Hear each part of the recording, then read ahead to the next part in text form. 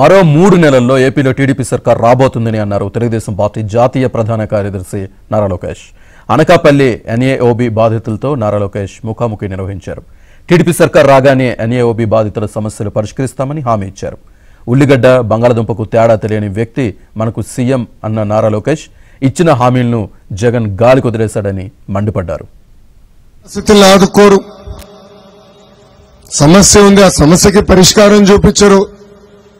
కానీ మన మధ్యలో గొడవలు సృష్టించి నేవీకి మనకి గొడవలు సృష్టిస్తారు, మత్స్యకారులకి ఇతర కులస్తులకి గొడవలు సృష్టిస్తారు.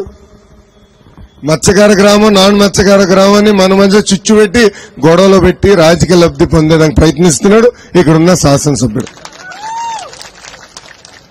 పాదయాత్రలో నేను పాయకరావుపేటలో మత్స్యకారులను కలుస్తాం జరిగింది.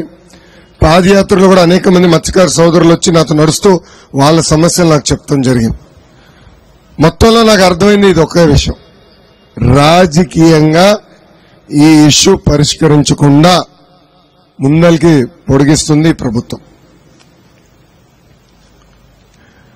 వాస్తవంగా ఆనాడు మీరు మీ భూముల్ని త్యాగం చేశారు. ఒక మాటలో చెప్పాలంటే మీ వృత్తి కూడా కాదనుకుని దేశం కోసం మీరు మీ భూమిలు ఇస్తాం జరిగింది. బాబు గారు ముఖ్యమంత్రి అయిన తర్వాత నిర్వాసితులు కాలనీలు కానీ అవన్నీ ఏర్పాటు చేశాం. కానీ ఆనాడు కొన్ని మౌలిక సదుపాయాలు ఇవ్వలేకపోయాం.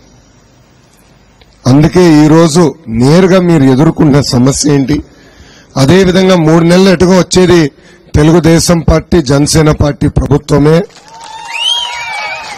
మన ప్రభుత్వం అధికారులకు వచ్చిన వెంటనే మన ప్రభుత్వం నుంచి నిర్వాసితులు ఏం ఆశిస్తున్నారో చర్చించడానికి ఈ వేదిక ఏర్పాటు చేశామని సభాముఖంగా తెలుపు